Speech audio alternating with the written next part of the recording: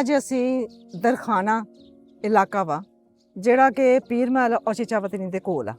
ਇਧਰ ਵੀ ਬਹੁਤ ਜਿਹੜੇ ਨਾ ਸੈਲਾਬ ਨੇ ਤਬਾਹਕਾਰੀਆਂ ਕੀਤੀਆਂ, ਬਹੁਤ ਨੁਕਸਾਨ ਹੋਇਆ ਵਾ। ਤੇ ਰਾਸ਼ਨ ਜਿਹੜਾ ਨਾ ਉਹ ਅਸੀਂ ਹਰ ਪਿੰਡ 'ਚ ਜਾ ਕੇ, ਹਰ ਘਰ 'ਚ ਜਾ ਕੇ ਉਹ ਦੇ ਰਹੇ ਹਾਂ।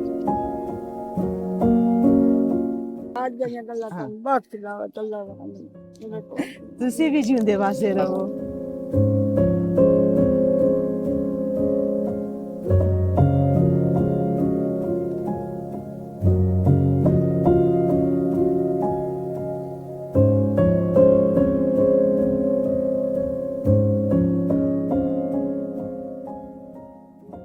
ਰਾਸ਼ਨ ਤਕਸੀਮ ਕੀਤਾ ਵਾ। ਹੁਣ ਅਸੀਂ ਕੈਂਪ ਔਰ ਆਪਣਾ ਮੱਛਰਦਾਨੀਆਂ ਤਕਸੀਮ ਕਰ ਰਹੇ ਹਾਂ।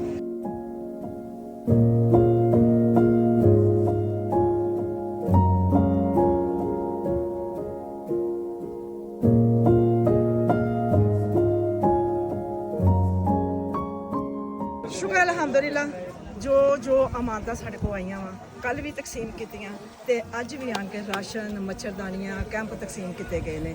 ਅੱਲਾਹ ਪਾਕ ਸਾਡੀਆਂ ਮਿਹਨਤਾਂ ਨੂੰ ਕਬੂਲ ਕਰੇ ਔਰ ਜਿਨ੍ਹਾਂ ਦੀ ਤਰਫੋਂ ਅਸੀਂ ਦੇ ਰਹੇ ਹਾਂ, ਅੱਲਾਹ ਪਾਕ ਉਹਨਾਂ ਨੂੰ ਵੀ ਜਜ਼ਾਏ ਖੈਰ ਦੇਵੇ।